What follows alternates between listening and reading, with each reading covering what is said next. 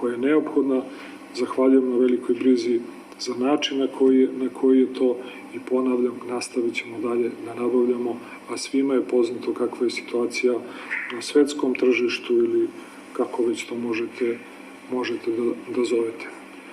Još jednom želim da, ako je to poslednje pitanje, da pozdravim sve građane Srbije i želim da budu pozitivni. Želim da budu pozitivni i da izdrže još malo, da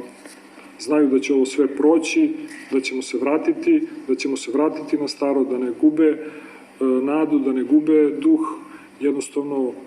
navikli smo, nismo ni očekivali da nas nešto preskoči, uvek to mora da se desi,